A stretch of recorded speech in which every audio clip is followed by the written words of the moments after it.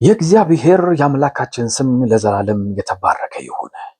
ዛሬም እግዚአብሔር ፈቅዶልን ደግሞ በአንዳች ነገር የመንፈስ ቅዱስን ማንነት እንድንመለከት እየረዳን ስለሆነ እኔ አመሰግነዋለሁ። በሮሜ 14:17 ላይ እንደዚህ የሚል ቃል አለ።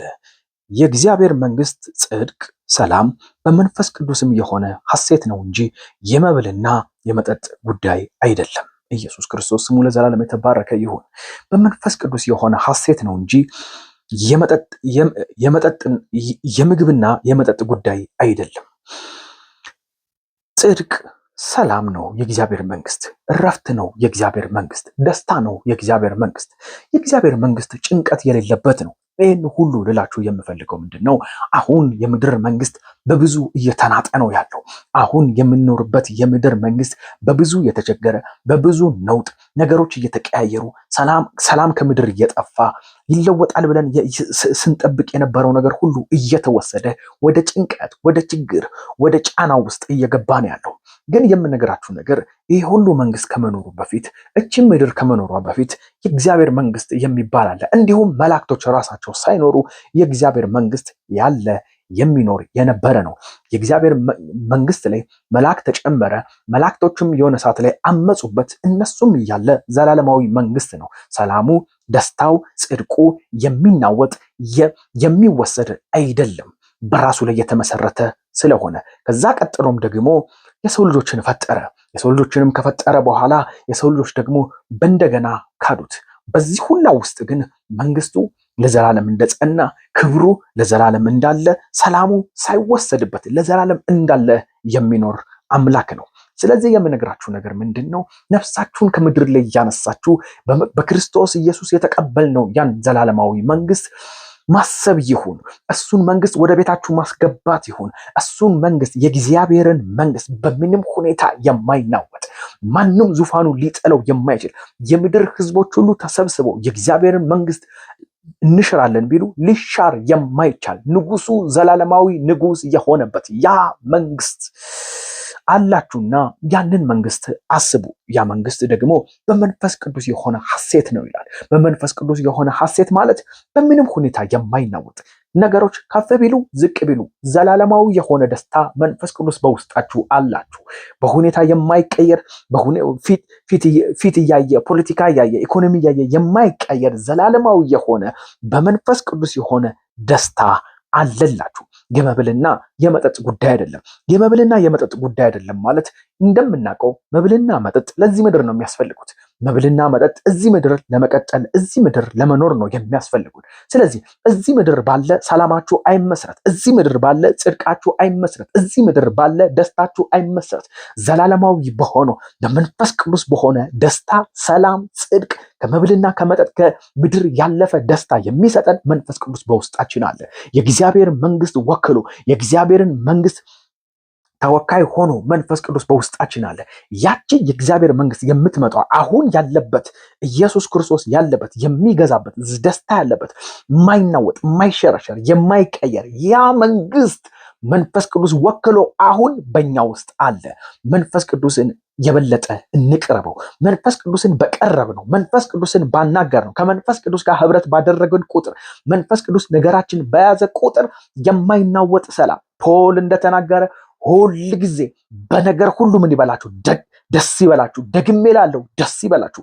የሚናወጠው እያየ እስር ቤት እያለ ቃጠሎ እያለ እሳቱ እያለ አንበሳው እያለ ፖል ምን ይላል? በመንፈስ ቅዱስ ሁል ጊዜ ደስ ይበላችሁ ይላል። ለምን? ሁል ጊዜ ህብረቱ ከመንፈስ ቅዱስ ጋር ነው። ሁል ጊዜ በክርስቶስ ደስተኛ ነው። ከምድር ወጥቶ ፖል ዘላለማዊ የሆነውን መንግስት ይዞታል።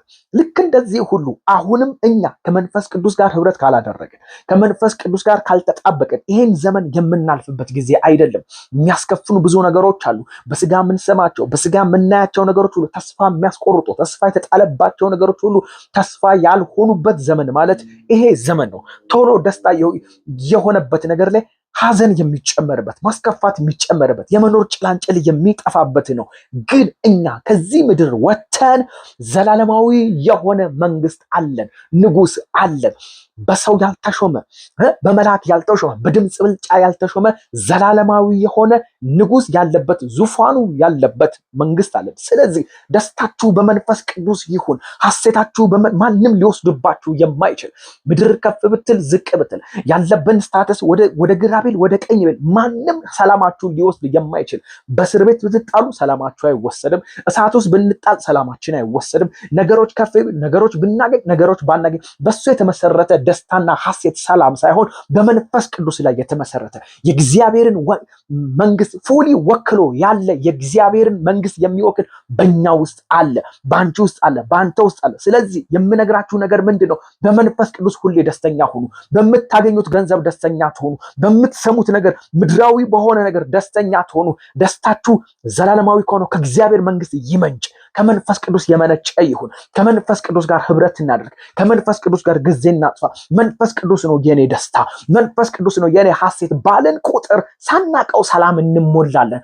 ባዶ ሆነን ግን በሰላሙ በደስታው ይጠብቀናል። ተራሮች ወደ ባህር ቢገቡ የኛ ደስታ አይወሰድም። እጃችን ያለ ነገር እየሄደ እንኳን ሰላማችን አይወሰድም።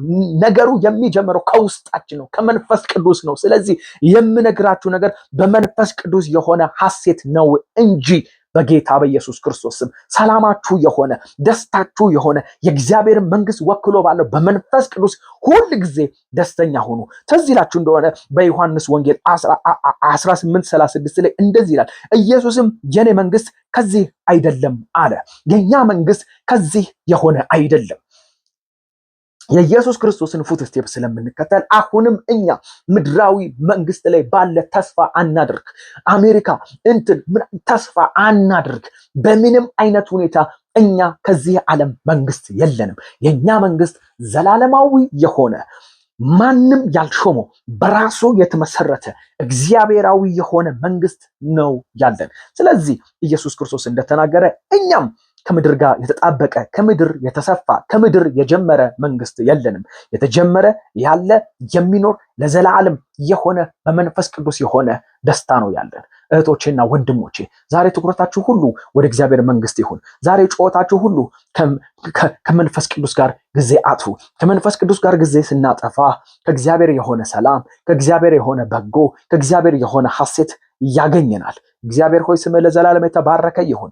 ዛሬም ከመንፈስ ቅዱስ ጋር ህብረት እንድናደርግ፣ ዛሬም ከመንፈስ ቅዱስ ጋር ጊዜ እንድናጠፋ፣ ዛሬም ከመንፈስ ቅዱስ ጋር የተጣበቀ ማንነት እንዲኖርን እየፈቀድክልን ስለሆነ እኔ አመሰግንሃለሁ። ስምህ ለዘላለም የተባረከ ይሁን። ሰላም ያጣችሁ በመንፈስ ቅዱስ ሰላማችሁ ይመለስ። በምድር ያለን ነገር ሁሉ ተወሰደብን የምንለው ነገር ሁሉ ይሂድ። የማይወሰድ ሰላም፣ የማይወሰድ ደስታ፣ የማይወሰድ ጽድቅ፣ የማይወሰድ ሐሴት በመንፈስ ቅዱስ የሆነ ከውስጣችሁ መፍለቅ ይጀምር። አባቶች ከውስጣቸው ሲፈልቅ እንደነበር በሚታየው ነገር ጭንቅንቅ፣ በሚሰማው ነገር ጭንቅንቅ ሳይሆን መንፈስ ቅዱስን አለማስነካት ነው ጉዳዩ።